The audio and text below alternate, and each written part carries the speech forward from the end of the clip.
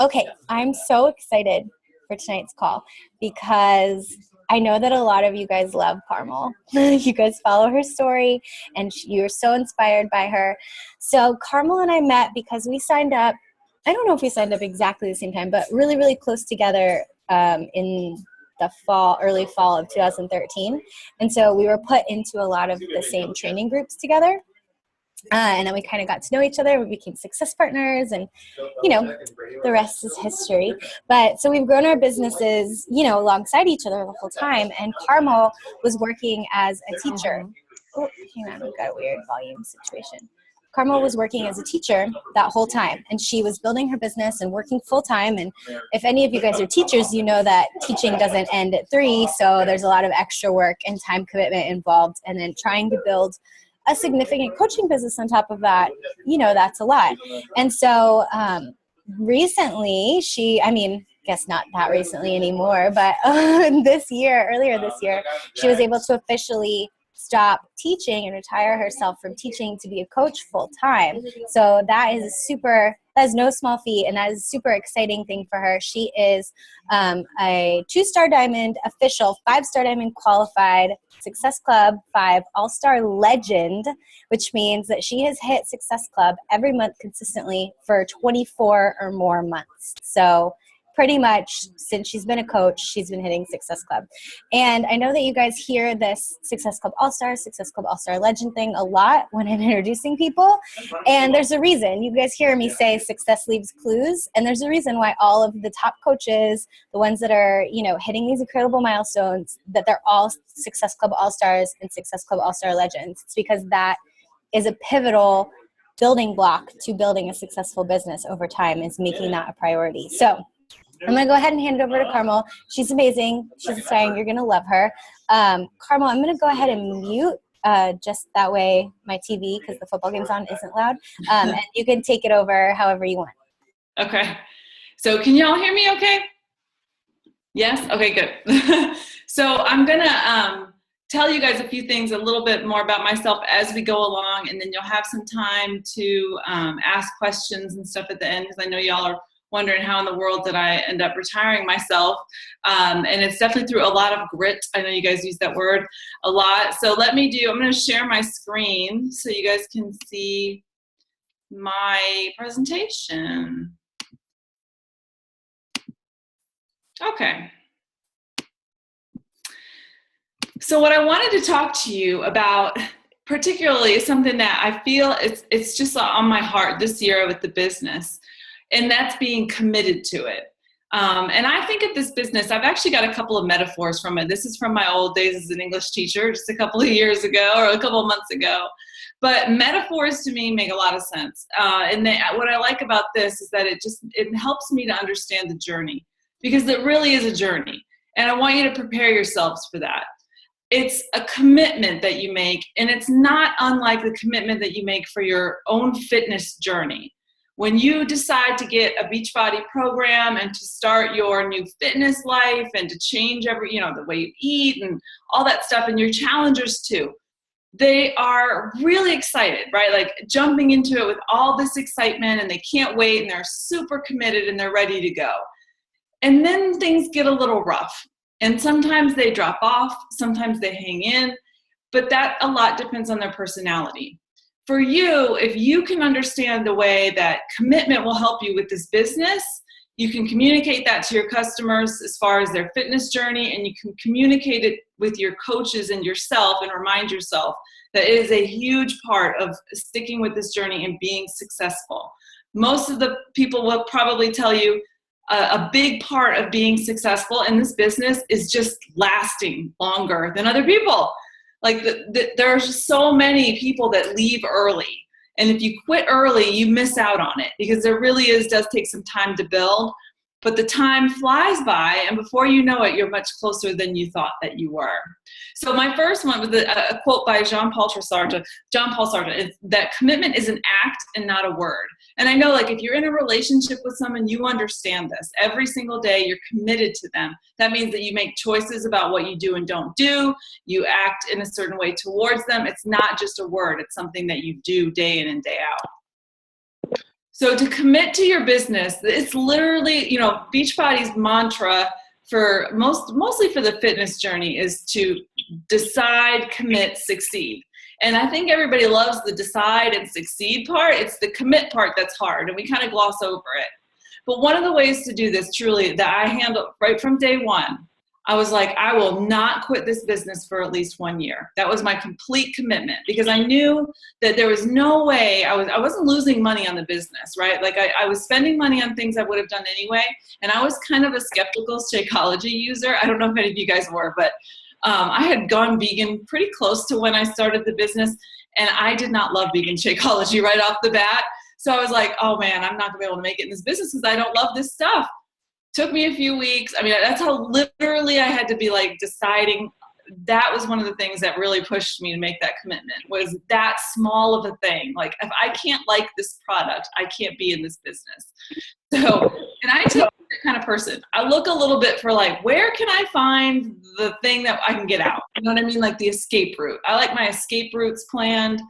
And in the beginning of the business, I looked for them. So I finally had to just say, I will not quit this business for at least 1 year. I'm not losing money. I'm not losing time, really. I'm not losing anything with my family. I'm not losing my health. Everything else is improving. So there's no reason to quit it before 1 year. And I challenge you to do the same thing.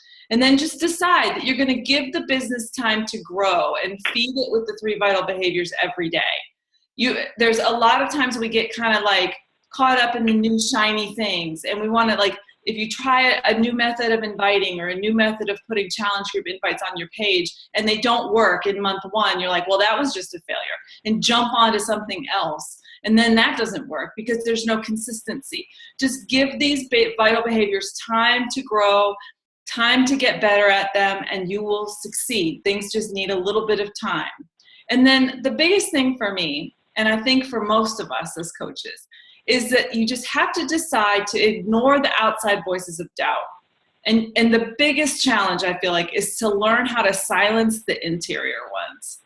Because as you go along in this journey, what you will find is that, I think for the majority of you, you are not going to find just huge numbers of haters waiting to criticize you in public. That's not what's going to hurt your heart or hold you back. What does is what you say to yourself. And that is something that we just do it unconsciously, guys, and we just don't recognize it. But when you start to recognize it, you want to learn how to silence it. Because honestly, for so many of us, it's the only thing that holds us back, is our own belief in ourselves and what we are capable of. So let's talk about not quitting. There are going to be days that you want to quit. I swear, everybody has them as coaches, every single one of us. I can promise you that the top 10 coaches have days where they want to quit. For me, one of those days was when back in like January, February, I worked my butt off to help one of my really, really strong coaches who I literally told myself over and over again, this girl's going to be in it forever and ever and ever. She's never going to quit. She's going to be a leader. And she quit.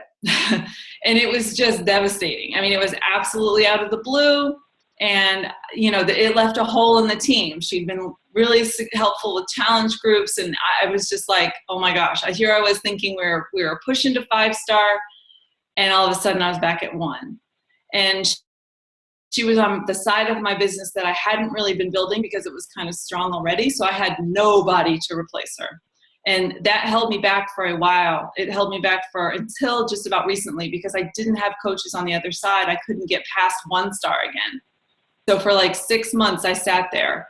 And at first I was like, this is a sign, right? Like, I can't do this business. I should just quit. Like, this is a sign. And I would look at every negative thing as a sign. This is a sign I have to quit. This is not going to work out for me. But instead, these are the things that I did, and I would suggest that you do.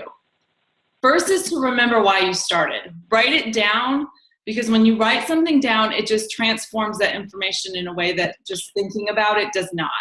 So write it down, write down why you started, and that's not necessarily your why. Like, this is like, what purpose did you have when you first started the business? What was it that drew you to coaching? What did you enjoy about it in the beginning? And for me, it was always the physical transformation. My physical transformation was huge with Beachbody. I lost 30 pounds. I was like really at a low place, really, really low. And Chalene Extreme just like saved my life. So, I had to go back to like the basics of what is it about this that I love? Why should I do this? And then I would ask my challengers for good news. Like that's one of my habits now. If I'm having a bad day, I will post in the challenge group, hey, share some good news with me. It could be about anything, your personal life, the challenge group. Tell me something good that's going on in your life. And I do that in the team page too. I just want to hear good stuff from everybody that I'm dealing with, because at the moment it feels really bad for me. So I'm like, share what's good for you. And that helps me a lot. This is the biggest game-changing thing for me, you guys. It was almost like an epiphany. I literally just had a moment where one night the idea came to me that this hard stuff that I was going through was meant to be a lesson for me as a leader. Because as a leader, I have to go first in this business for my team. And I need to be the one who makes the mistakes so that they don't. So by putting all my eggs in one basket in that coach, I made a mistake. I shouldn't have done that. I should have been building the team continually, not falling back on the strength of that one person.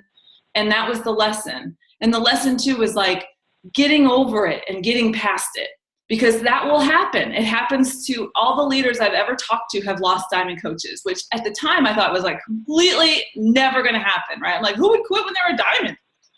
Diamonds quit. But finding a lesson in it was what turned my life around for real with this coaching business, because I could have given up. But instead of that, I was like, this is for a higher purpose. This is for a better reason than just you. So make it about them and how it's going to benefit them. And that's what's going to grow this team. And it did. It grew beyond that to where now we're 5-star qualifying, which is still not the easiest thing, but it's happening because we kept going. Get bitter and not better. Work on what needs to improve. So instead of, I could have blamed that coach. And there's moments that I sit back and I do, guys. I literally will be like, I can't believe she did that. We were friends. Like, why would somebody? But I have to sit back on those days and stop that conversation and say, this was not her fault. This is her decision and that's her life and she can decide it. But what do I need to do to better the team so that they don't want to quit? Or if they do, we have, we're still moving forward. We're not dependent on one or two people to be at a certain rank or a certain income level. Sometimes I need to take an afternoon to relax, and I encourage you to do that. I know with the business, sometimes it feels like the consistency is like you can't walk away. You can't take time away from the computer or your phone because you feel like, well, I got to post at this time or else I'm not doing them 5 times a day or 3 times a day or whatever. But just put the phone down. Go do something where you can't take your phone. Go swimming. I ride horses. Do something that you literally cannot have the phone and you can't talk to anybody, so that you're not thinking about it and you have no way of reflecting on it at the moment. And then dive into PVC that bumps you up. A lot of times I think my coaches, I always try to expand their mindset on this, that personal development does not necessarily always mean how do I grow the likes on a Facebook page, or how do I become more of a experienced marketer, or how do I become a better leader, or how do I increase this skill or that skill. Sometimes you just need something that tells you that you can kick ass, and for me, that's like videos. And I'm not joking. There were some that I would put on. I'd get up in the morning and that first, when things were tough, I'd put on the same video and I would play it over and over and over while I was getting ready for work, because I was just like, I can't go into this day without feeling like I can do this. I know I can do this, but I need this pump up video to do it. And I would just listen to it over, and I probably know it word for word. It's like Les Brown, and it's like one of those Matoo's M's videos, if you've ever watched those on YouTube, just a compilation. But I needed it every single day. So I just had to do that. So when you're feeling low, find something that does that, just tells you how awesome you are, or just reminds you that you can do anything. And listen to that for a while and get yourself pumped back up. So with the vital behaviors, I call those like daily feedings, right? Like they're not optional. I think sometimes we kind of gloss over it because they're so simple. And I'm sure Becca's told you, the easy things are the easy things to not do, just as they are to do. But they really are. I mean, if you one of the other things I love about this business and I've learned is to control the controllable. You cannot control people quitting. You cannot control people joining. You cannot control people buying. But what you can control is doing the vital behaviors every single day. They're not optional, right? So think, what is controllable? What can I do? And I want you to think about improving yourself first. That your skills, your mindset, your belief, your abilities are more important to grow than your team's. So work on what you need to work on, and then share what you love with the team and encourage them to do that. But make sure that you never forget that you yourself has got to go first as a leader. You are first, and they follow. So whatever you do, they'll do. And the best way to create a strong team is to stick to those basics. Do your workouts, drink your Shakeology, share your results, and do your personal development and invite people and share that with your team. Reflect what you desire. This is huge. For a while, like I said, it's funny because I would literally try to channel this coach. I'd be like, I want more of her. And I do not now, like I did at the time, but that just was not what I needed to have. So I reflect what I want in other coaches, which is me, really. I mean, honestly, it's me, somebody who loves this and loves the people that she works with and will help them do anything that they want to do, but is willing to do the hard work day after day. Like, that's me. I'm not going to quit, and that's what I want to attract. And I have. When I focused on that, that's what I've attracted. And I have to write it down and think about it and sometimes go back to it day in, day out, just to make sure. Like I said, PD to learn, and sometimes it's just to survive the day. If you're having a tough day, just dive in. Be as much as you can as far as getting yourself to feel better. This is one that we all struggle with, right? Like, to be honest. But for me, how I got here, Becca we always have like these funny little analogies or whatever. And the thing that she said about me that stuck with me forever is that I'm like a tree. My roots are deep and I grow, but I don't grow super fast. And that has been completely true about my team and my success. And part of that's because I'm ridiculously and religiously consistent. I just don't ever quit doing the same things every day that grow this business. It has not taken off super fast, but it's growing a team that is like you guys. It's quality. And the coaches that are on that team are starting to jump up into diamond and star diamond. And it doesn't happen overnight, but when it does, it lasts a long time. Some teams might jump up really fast, but they might not last there, and you want to build a team that's consistent. So be that consistent person. Show them, lead them with that behavior, and that's what you'll create.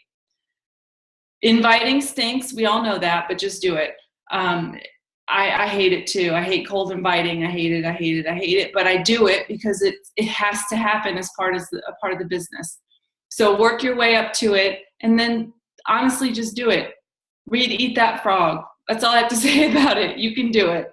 One thing that definitely helps us too, and I'm sure Becca's talked to you guys about it, but become that knowledgeable source. If you have a question or you want to know something, go find it. Don't feel like you can't, change the way that you do your challenge groups from the way your coach does them, or that you can't change the way you train new coaches, or that you can't change the way that you attract new coaches or whatever. Become the knowledge source and just share that with your team, and just decide that you want to know more about a subject and know more about it. Take control of this business. Like I said, control what you can control. You can control what you know. You can control what you want to find out. You can control how to find out about it. And you can control the daily behaviors. If you do those things, the team follows. The customers follow. The coaches follow because they see the consistency. So it doesn't have to be, all at one time, magical success. Just do those things, daily feeding, and it will happen for you. This is the biggest one, right? I like this. Think the thoughts that win. And I had a moment, and I'm going to show it to you on the next slide, but I had a moment that I just really had to decide. I feared what other people thought because I was, I taught for 18 years in high school, and our district, I was at a charter school, so we had a bit more freedom as far as like not having like imposed rules about Facebook and stuff. But most of the teachers in our district do. And they're told things like, don't post this on Facebook, don't put that on Facebook, be friends with these people on Facebook, blah, blah, blah. So the day that I posted my very first before and after picture for my very first challenge group, I thought I was going to throw up. Like, I was scared to death. I literally thought, I'm going to lose my job. And I had such a belief in the business and the company. I was like, I'm going to do it because I don't care. Like, at this point, I don't care. And I talked myself into it with like, well, people take pictures at the beach and put them up, right? Like, what's the big difference? But I had to just get past that. And the way I started telling myself was that, do those people that you're so afraid of judging you, do they pay your bills? You know, my boss never, ever said a word about it. Every worst fear I had about people judging me from work about doing this, parents or whatever, it didn't happen. It never has. And I think most of us would say that. I really don't have pushback from people outside. And when I have a moment and I see somebody post something negative about people talking about Shakeology on Facebook or something, I'm like, do you pay my bills? No. You know, no, you don't pay my bills. So I do. And I need to be in control of what I think about this business. I cannot, like I said, I cannot control what other people think of this business, but I know what this business is like. I know what I'm like in this business. I know my intentions. I know what my team is like. I know we're saving lives and changing people for the better forever. So if other people don't get that and they want to judge it and talk negatively about it or whatever, that's them. But for me and for you, it's just about saying to yourself, I know me. I know what's right. I know what I'm doing, and just stick to it like glue, because that's what's going to happen. You will absolutely grow and feel successful if you don't let other people take that from you just because they say something random on Facebook, which may or may not be about you, probably isn't, let's be honest. So you have to think, what is my greatest fear? You know, sometimes I feel like with this, where are you afraid? Is it that you're afraid that people will, get annoyed that you're putting up pictures of yourself, or that, you know, you'll have some freaky follower who's really scary or whatever, and you just like, oh, I don't want to know that dude was looking at me, or what is your fear? And literally lean into it. Just play it out to complete, as far as it can go, and see whether or not it still feels like a big fear or if it feels like an exaggeration. Our brains love to do that, guys. Our brains just love to exaggerate fear. And we fear things we are not certain of. So lean into it and write it out and think about it. And I had to do that. I had to be like, what's my worst fear? My boss would call me into the office and say, Carmel, you can't post pictures of yourself in a sports bra and shorts on your Facebook wall, And then I was like, well, what would I say back? And I literally wrote it out and had it all planned out, ready to go. And then she asked me if she could join my next challenge group. So that was over. But I had it planned out, and I knew what was I just needed that feeling of I have control over what I would say about it. If somebody said something negative, if you have a control about security, what can you do to control that? What can you do to control your safety? I don't think any of us have ever had problems with that. But, I know some people fear it. My mom did at first. She was like, people I don't know are following you. I'm like, yes, Mom, that's business. That's what happens. But, I had to control that fear for her because it's not my fear. Then I want you to get comfortable with emotion and uncertainty. If there's anything that we struggle with as a general population, it's uncertainty. None of us likes to have that level of, I'm not sure where this is going. And that uncertainty can make you make decisions about things that you don't necessarily want to make at the moment. And I've had that too, where I'm like, when that diamond quit, I'm like, what happens now? Am I going to get another diamond? Is the business going to collapse? Is it going to grow? I had a goal at the end in January. I had a goal of that being the last school year. And I was like, is that going to fall apart now because this diamond is gone? And I had to get comfortable with that uncertainty rather than just say, okay, I'm done with this. This is too much uncertainty. I'm going to go back to my certainty of my job and not worry about this business anymore. I'm just going to keep it as like a side thing because it's not certain enough for me. You just have to get a little comfortable with that uncertainty. And as a society, we tend to put emotions aside. I don't know if you guys we love to see it on TV with sappy movies and scary. We love to have our emotions tapped by false sources. But when they're tapped in reality, it can be overwhelming at times. It can be very scary. You might be fearful about things, and then you want to make decisions to get away from that feeling. But it's okay to have emotions about this business. They can, it's a roller coaster at times. You'll be happy, you'll be elated, you'll be sad, you'll be fearful, you'll be uncertain. Those are all okay. So just get okay with having them and just sit comfortably with them for a while and learn how to just be with your emotions a little bit. Take comfort in this consistency that you have and your commitment. Those are the things, like I said, you can control that. You can control your consistency, and you can control that you're not going to quit. So rather than let your emotion in the moment make you scared enough to stop or to back off or whatever, remember that your commitment is strong and you will continue to grow, and that you've seen so many others do that. So you know that it's possible, so you can do that too. And then, of course, focus on your own mindset instead of other people's. You can't change what other people think. You'll never be able to control that. So if you see somebody trashing Shakeology on Facebook, you could block them. Honestly, if you feel like you've got haters, that's a choice. You can block those people.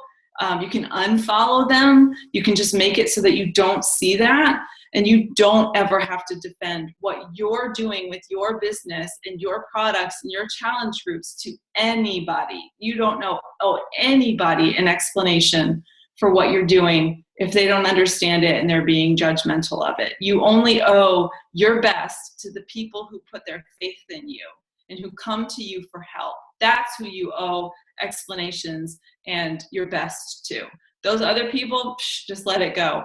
It's like you can't convert the haters, so don't be a jackass whisperer. That's like my favorite quote of all time. I think of it every time I see something. I'm like, I cannot convert a jackass. I'm done. Moving on. I just don't have time for that. So let me tell you about my biggest fear. My biggest fear, for sure, was that I taught in a high school. So in high school, when you're a high school teacher, if any of you are, you know that it's kind of like being in high school over again. Really, it's a little bit it's a little unnerving. And when I first started doing Beachbody, one of the reasons I really wanted to get into it was because I started to feel like the older teacher among all the younger folks. I've been a teacher for 18 years. I'm 42. So all these folks were coming on and they're like 22, 23. And I'm like, oh yeah, no, I'm not. And all the kids were like, oh, she's so cool. And I'm like, and I was always kind of the tough teacher, to be honest. So I was like, they hate me now. And I'm going to be that old teacher that they're mean to, and they're going to make fun of me behind my back. Oh my God, all that stuff. So when I started this Beachbody stuff and I started putting pictures on social media, I knew most high school kids are not on Facebook, but they're all on Instagram and they're on Twitter. I don't do Twitter, but they're on Instagram. And I was like, my fears were they would find one of my pictures and make fun of it. And then one day they did. And I was just like, what am I going to do? It was crazy because one of my parents, a friend of mine, sent me a message on Facebook, and it was this picture. And she showed me how one of the kids who was coming into a class with me in the fall had taken it and put it up on Twitter and said something. I mean, it wasn't really ugly at all. It was just like, Miss Daly says we can do this, or something. Our AP English teacher says this, so we can do that, blah, blah, blah. And it was, and like kids were responding to it or whatever. And she was like, I just wanted you to know that this was up. And I thought, oh God, is she trying to tell me that because she feels like I should not put it there? Is she trying to tell me that because she's just wanting me to know? Why? And I had to sit with it for a minute, and I was like, what am I going to do about it? And I mean, one of those moments where your adrenaline drops. So you feel that whole body reaction, because it really was my biggest fear. I'm like, what am I going to do about this? And I just sat with it for a little bit. and I felt those emotions. And then I decided I would tell her what I had been rehearsing for a while, which was, I put my pictures on social media to encourage and inspire women to work out and be healthy so that they can live longer, happier lives. I'm really proud of that. And I'm not worried about what high school kids will think about that. So if they choose to take that photo and do something with it, then that's their choice. But I'm not going to let that stop me from helping women who are on this journey with me, who need my help. And she was like, good for you. I wouldn't do it either. I was like, okay, whoo. Like, but standing up for myself in that moment and saying exactly that truth, that I'm here to help women. I'm here to help women who need my help. People like me who needed it. And I'm never going to let somebody who doesn't get it or doesn't care or doesn't want it stop me from doing that. Because there's so many people out there that do need our help, who genuinely, some of them, they need to be off heart medications. They are literally dying day by day, and they're our age and younger. So I'm not about to stop that. And that was like the defining moment for me, was like, that's it. I'm not stopping, period, the end. I'm going forward with this. And people can either get on board or they can get the hell out of the way, because I'm done. I'm doing this. And so I went into the school year, and you guys laugh, but I had taught the student before. I knew who he was. So I I didn't pull him aside, but I said to the kids that year, I said, listen, I have an online fitness and health business where I encourage and help women who are wanting to change their lives with fitness and health. And it's really, really important to me. And I love it. And it's my passion. And I plan to take it really far. So I hope that you guys will respect that, and that you will respect me for having that decision, and honor that and leave it alone, because it's on social media, so you'll see it. So I would appreciate it if you would just leave it alone on social media.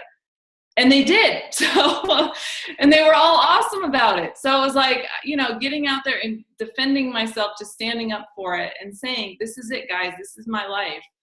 To the biggest two crowds I was afraid of, the parents and students at the school, really did make me feel like $1 million and I could do anything with this business.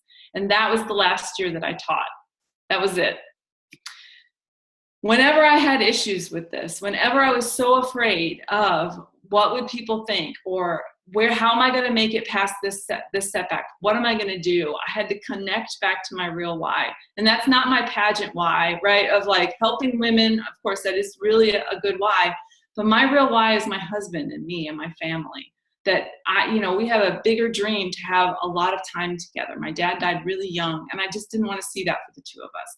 I want us to have time together, to be able to hang out and go hiking in the mountains and take vacations and do things that we haven't been able to do up to this point, because I was making $40,000 a year as a teacher with a master's degree and 18 years of experience. It's crazy. So it was like, that's my major why. And it really is so important for you to connect this business to someone like that, whose face you can picture, whose life depends on you doing well with this, because things get tough enough at times that if you don't have that, you're going to want to be like, put it aside. It's easy not to do this right now. It's easy not to worry about it. But if you come back to that person and you think of their face and what they think of you doing this business and how much they love you and support you and respect you, then you'll get back into it no matter what. And then I think of myself, that's me on the left. And I really, this business, before I even started as a coach, this company changed my whole life. I just couldn't imagine if it hadn't happened, I don't know where I would be right now. So how could I deny that to other people by not sharing it, by not being a part of it, by being selfish with my emotions and allowing those to keep me from helping people? So those are the reasons why I want you guys to consider just jumping back in with your why, making sure you know it for sure, and dive into some personal development that will help you get through these tough times if you face them. I hope you don't, but the truth is things will come up that will happen with you, and you just know that you can make it through that, and you can turn that into something positive for your business. I promise you, and for your team. Okay, so let me see if I can stop the share with my little cursor.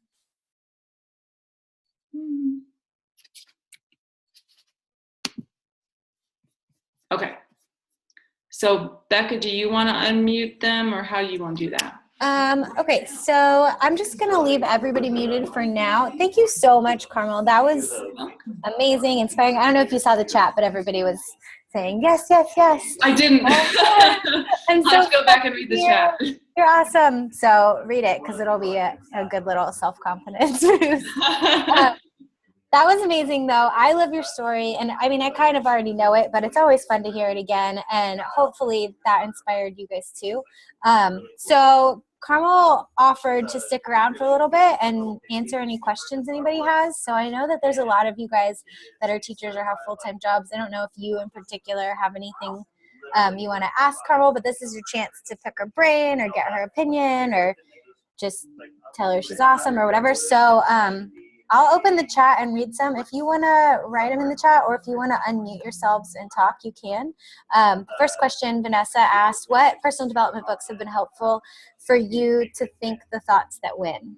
Okay, so the number one thing that helped me for real, and I knew right away that I needed this, it's an Audible book, and I've told so many people about it. I feel like I should have a commission from this book, but it's The Power of Vulnerability by Brené Brown.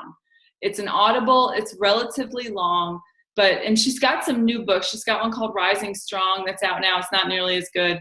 She had one before that was like she got one called Daring Greatly. It's kind of a combination of this but The Power of Vulnerability is beyond. Like, she's talking and it's her presenting to a group of people. Like, I think they're all researchers, honestly, because she's a researcher in shame of all things. But and when she talks to them, her personality comes through, and it's almost like listening to like this amazing comedian / genius. And it really helped me in the number one way. First, it talks a lot about our emotions and some of the things that we do to protect ourselves from vulnerability, because this business requires vulnerability. It requires us to put ourselves out there and ask people to join us and to jump into positions of leadership when we're not really sure what we're doing. And that was something I knew right away. I was like, I was afraid that people would judge me or whatever. I needed to get vulnerable and I needed to do it quick.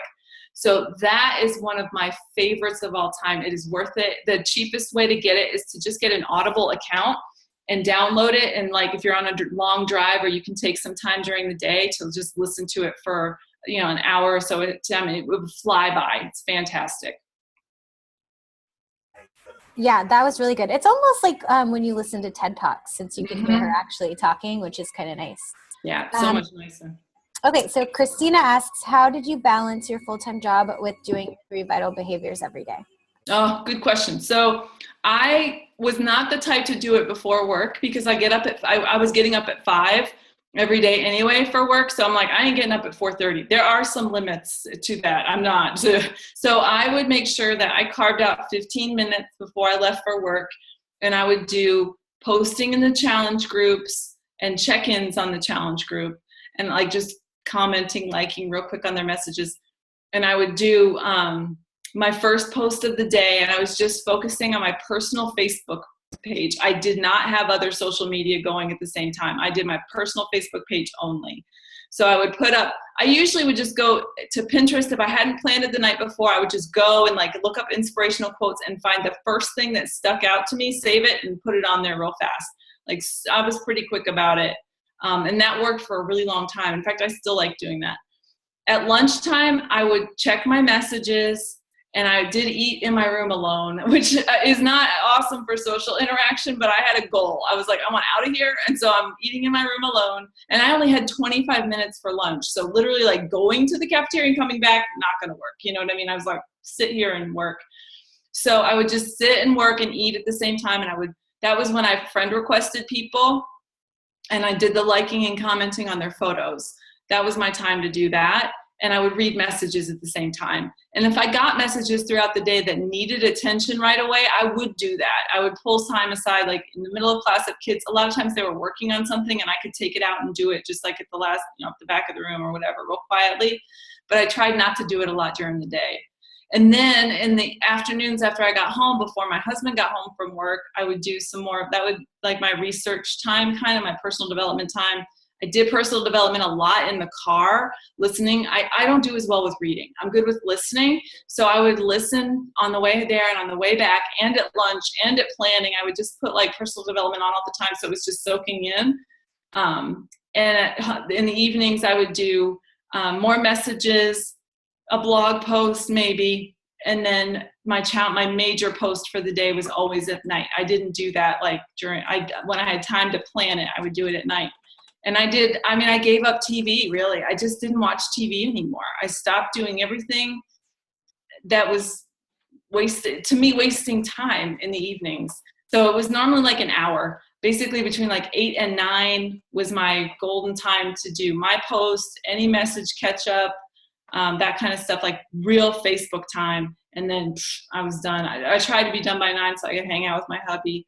But that was it. Like pretty much every free minute of the day I had, I was like, I would do something with the business. And then for the income, I know you guys might be thinking about that. You can't, one of the things that I learned as I've grown with the business is like, you can't really control the rank very easily. You can help your coaches achieve their rank, but you can't always predict above like diamond, 2-star, 5-star, how far that's going to go. So I was like, I need to build volume, because the volume is where the solid income is, that's constant. It doesn't change. You can build it so that it's weekly, consistent, and all you have to do that is add coaches to your legs. That's it. That's all you got to do.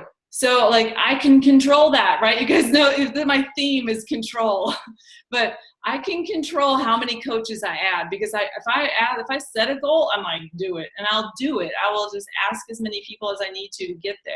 So my goal was to get my legs to a certain volume each week, and that was going to be the income that was completely steady and did not rely on my selling stuff.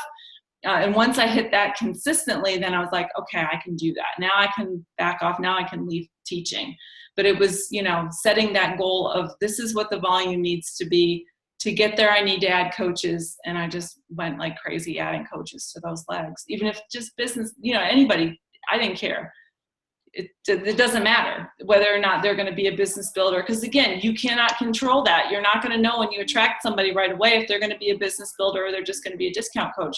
I've had lots of discount coaches turn into business builders. So it's just like pick them up, put them on the team, build the volume. You can control that. Put them in your team page, can encourage them, make them a part of the community, and then see what happens. They might become business builders, but just build the volume on your legs is what's going to get you out of your full-time job. So true. So true. So just kind of what I heard from that, and I don't know, everybody can interpret it different, is that you just kind of have to decide and then find like the little nooks and crannies to make it fit. Like that. I mean, I think that was the whole, I know that's a big part of Carmel's story, is like, you just decide to make it work and then you figure out a way to do it. And it may be different every day. Like she may have had to switch up her game plan, some weeks if she didn't have as much time free in the classroom, or if, she needed to spend more time with family later, but you just kind of figure it out. Okay. So a couple of things came in when you were talking. One of them was, I don't necessarily have a question, but I just wanted to say thank you. I was at a point today where I was wondering if coaching was going to work for me and if I should stick with it. This call really spoke to me personally and inspired me to keep going. So again, thank you. So thought you might like to hear that one. That's from Chris. You can all do this. Like if there's anything you need to know all the time, all of you can totally do this business, and you can be anything you want to in the business. You really just have to decide, I can do this and I'm going to do it. And I'm going to do it the best that I can. And, that doesn't, if you can't add, a coach every single week, or you can't fit in 25 minutes of workout today and 25 minutes of personal development, make it fit. You can do that. And just think, what can I control? What can I do today to help me to help this business? And just keep doing it. And you'll make it. It really, there's no secrets. There's no tricks. I know Becca's told you that. It just takes time. And one of the things too, I want you to remember is every coach has their own journey.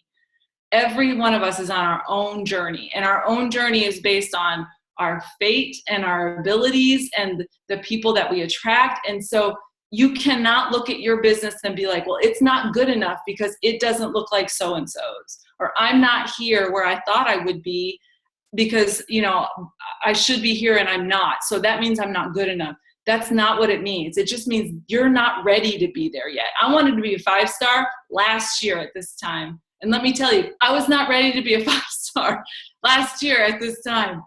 My team would have suffered. I would have not been the type of leader they needed. So it took me a year of growth to get to the point where the team was ready for me to be a 5-star. So don't ever be like, I should be a 10-star now or whatever. You know what I mean? You're going to grow to the appropriate level that you should. If you do the consistency, you will get there. It's just going to be at your pace. And there's no shame in that pace. You can't be upset with yourself for not being at the same level as somebody close by. So true. So true. The comparison game is hard, but you have to put your blinders on because we all have different lives and bills and time and talents. It's just, that's the cool thing about coaching, but it can also be very difficult. Okay, so a couple questions with kind of the same general thing is how do you find the time in general? I know you kind of already answered this, but maybe you could just say maybe how you were able to balance it or figure how maybe once you decided that changed things. I had a couple of people that said once school starts or once their job starts, they fall behind and they can't figure out how to find the time. And then another was how do you get people to take you seriously when you're still working another job? And I used to think, I'll say this at first, I used to think that you had to not be working another job for people to take you had to just do this full time for people to take you seriously. But since I quit my full-time job, I actually think it's different. I really do think that there comes a very deep level of respect for you as a leader being capable to balance both. Because the majority of people you work with are not going to be able to leave their full-time jobs right now. And for you to show them that you can succeed with this business and still have a job is important. And the way that you do that is literally, like, I only did the vital behaviors during the week. I did not do anything. I didn't make videos. I didn't do calls. I didn't do any, with my team. I didn't do any of that. I didn't do research for myself. What's Katie Hefner got to say about this topic? I didn't do any of that during the week. I only did the 3 vital behaviors. So the morning was sharing my results, drinking my Shakeology, doing my workouts. Lunch was reconnecting with people, commenting on their Facebook page, increasing that connection. Dinner and after was inviting, challenge groups, messaging. And I did my personal development, like I said, literally in the car, where I was like, I'm driving to work. I have 15 minutes. I could either listen to stupid morning radio or I could listen to personal development and get it done. Because you can literally do 15 minutes a day. If you have a 15-minute drive, you've got 30 right there. So podcasts or audibles, you can fit it in there and it works just as well. So that was all I did during the week. And there were times, I also sponsored a club and I was an adjunct instructor for a college too, y'all. I don't know how I did it. That was crazy. But I would just make sure that I scheduled it out. And if it took me, if I had to take it down to tiny minimums of posting or invites or whatever, then I did that. Just as long as I got it done. It didn't have to be perfect. That was my other thing I had to really get over was it's better done than perfect. And that was my mantra. Better done than perfect, click. Better done than perfect, click. Because you don't have time for that. So make your daytime, your vital behaviors, fit those in during the week. And then on the weekends, you can do the stuff that you want to do that's extra. Blog, if you want to do a blog post for the week, or if you want to do some video trainings for your team, or you just want to spend some time poking around the internet and looking at what other coaches are doing, pick a Saturday, a half a day on a Saturday and do it, Does that help? Although I don't understand how. Yeah, you guys that asked the questions, let us know if that answered them or if it spurred some more, or if anybody has any more questions, because I read all the ones in the chat. So if anybody has anything else. I think, too, that it's really important to make the distinction between when you're doing things that you think are work but are not actually income generating or business generating activities, like learning about Instagram, or, you know, you get lost reading other people's posts on Facebook, because you can easily lose 30 minutes of your life to that before you realized it. And then you're like, I spend all this time doing coaching stuff. I don't have any time. But, you know, if you really look at what you're spending your time doing, is it really the vital behaviors, like at the core? Like Carmel was always so good at being efficient. Like I remember that about her. I would always be like, oh, how does she do all of this? Because I would waste so much time because I would get distracted. I think that it's actually, you know, a good thing to learn, and it kind of forces you to learn it when you have another job, that forces you to learn how to be really efficient and really like on top of things, so that you're not like, oh, let me look at this PDF and let me go over here and do this. That's been a struggle. Like that's really, as a teacher, if you guys are teachers, you follow this really rigid schedule, right? Like bells ring, you have to be there, period, the end. There's no options. So I think for me, part of it was that. And if that's not your job, then maybe you need to create kind of a similar environment where you have 20 minutes before work. You set a timer or whatever, or you push it. That's all you have, 20 minutes to make a post in the morning and check in with your challenge groups. That's it. Then you're done. You got to get out of there. And then mine at lunch, same thing. I had 25 minutes to eat and do that. So I would do it, and I would get it done in 25 minutes because that's all I had. So if you force yourself to do it with little timers, or you put yourself in a position of a time push, that might help you get that stuff done quicker. And I did have to just be like, no Facebook. I just didn't have time for it. And I really do feel like it benefited me, guys. And in the beginning, I think we learned this at Summit. When you're business building, you have to focus like 80% of your time on you growing your team, as opposed to you helping your coaches. You're doing your own stuff in the beginning. So the first year, I did it for 2 years that I was doing both. The first year was a lot easier because it was just me pretty much, and growing my own team and adding coaches and running challenge groups. Second year, it was harder because that's when I had diamonds and I was growing a bigger team. But the first, you focus on what you need to do and don't worry so much about what your team needs to do in year one. After that, you'll be able to grow it quicker because you'll get into a habit of it. Perfect. I think you answered Lisa's question. How long were you teaching and coaching at the same time? I just had a question and now I forgot what it was. Dang it. This is why I need to write things down. What did I have? I had a really good one. Oh, well. Does anybody have anything else? Maybe it'll come to me. Did I get everything that people wrote in the chat?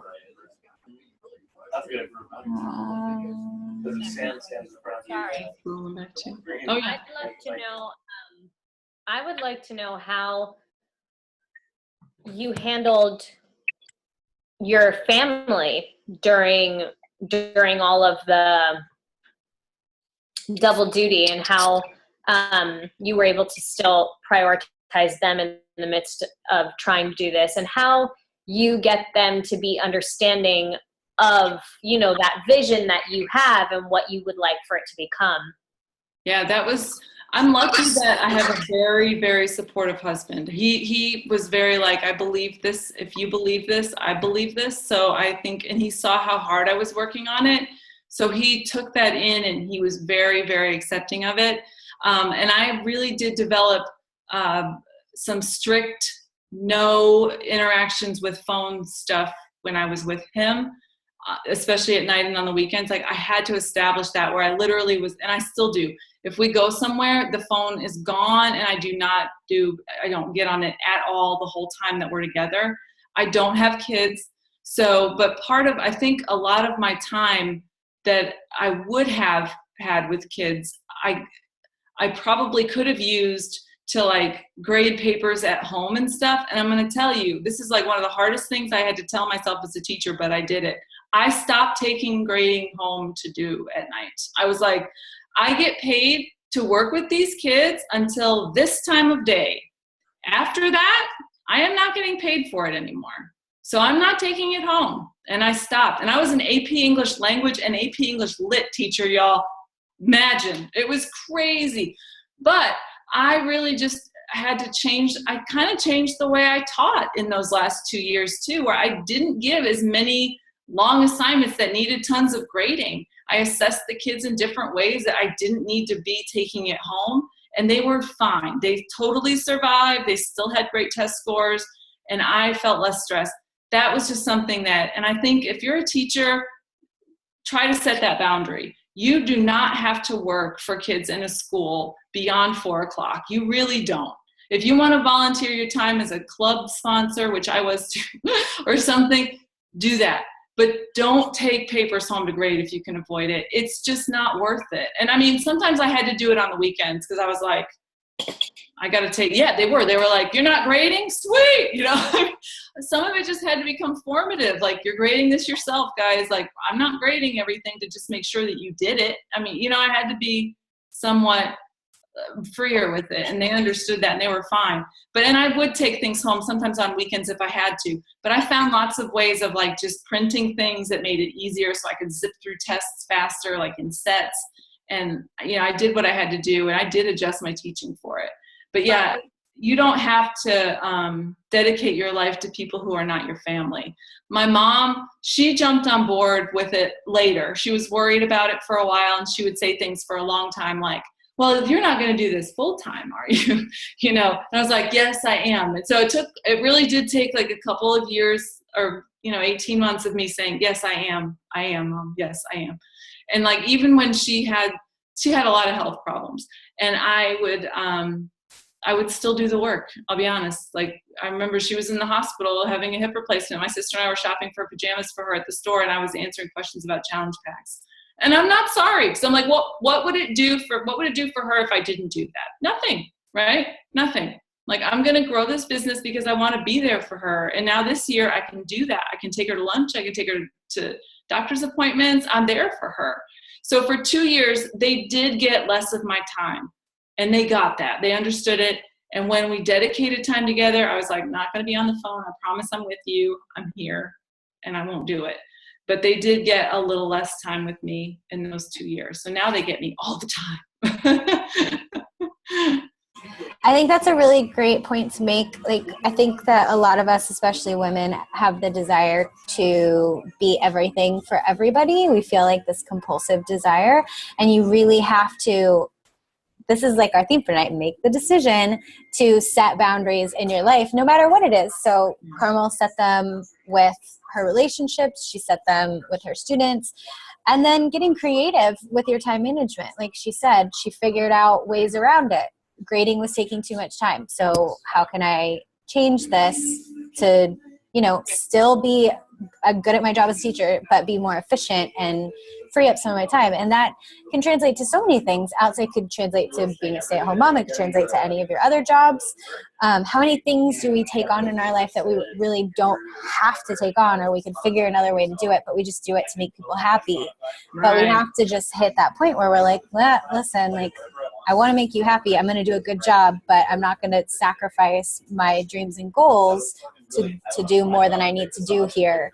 It's not going to make a difference either way. Like, it wouldn't have made a difference if Carmel graded them slow or fast, you know, it doesn't matter. But one way she was able to build her Beachbody business, and another way she wouldn't have been able to. I think sometimes we think any changing of the status quo is going to be bad. Like, we're going to be letting people down, or people are going to get upset with us. But a lot of the times, nobody even really notices. Everyone's kind of like, whatever. Yeah. And then it's so worth it. Like, I would love, Carmel, if you could maybe wrap up and just kind of share from your perspective of, like, those times were hard for you, I'm sure. I mean, I remember you being so busy and, you know, talking about the struggles of balancing everything through that time. But now from the other side, maybe looking back, can you share maybe some insight about, like, when you look back at those times that in the moment you felt like they were so hard? Like, do you have a new perspective on it now? I do. Like, I really do feel like, you know, when I had the setback in January with my coach, the Diamond Quitting, I really did feel like it came to me that this is just my journey, you know, that there are going to be hard times, and there might be harder times for me than there are from what I see other coaches have. You know, like, I might see the outside and it's like, wow, it's really easy for them, but it's probably not. But for me, I was like, this is just my journey. So when things came up that were hard, I really truly just tried to say, this is just a road. This is just a bump in the road. It's not even a bump in the road. It's just the path. This is the path. And the path is going this way today. It's going in a tough way today, but tomorrow it's going to go in a better way. And no matter what the path looked like, I was not leaving the path. So the knowledge I had in that fact alone honestly carried me through a lot of it. And just knowing that I could do this, like I could see and tracking, you know, you guys are probably, when you get further along with your business, Becca taught me this too. Track it monthly, not weekly. God forbid, that's horrible, tracking it weekly. It's so depressing. But if you track it monthly, you'll start to see that it really does grow. It grows at a rate, it's not always super fast, but it grows. And then you can be like, okay, there was a bump in this road and this order got returned and I've got negative Success Club points and blah, you know what I mean? But like, that's okay. Next month, that's not going to happen. Just keep going. And that was my biggest thing for real, was just recognizing that this is just the path, and not to be afraid of it, and not to think that I'm doing it wrong, and not to think it's not meant for me. This is just the path. That was perfect. Thank you. I know there are a couple other questions, guys. I'm sorry. I want to make sure and honor Carmel's time and everybody else's, because we've been on for about an hour. But I will send them in a message to Carmel. Maybe it's when she has some free time. Now that she's not teaching. Put them in the team page. Thank you so much, Carmel. I really, this is so fun, and it makes me so happy to get to have you like sharing with our team and get to have everybody meet you, because I know how awesome you are, but not everybody else knows you. So everybody go and follow Carmel on Facebook so that you could stay in touch and just kind of follow along with her life if you dug this call, and make sure you send her a little message if you liked it, or if it encouraged you, to let her know.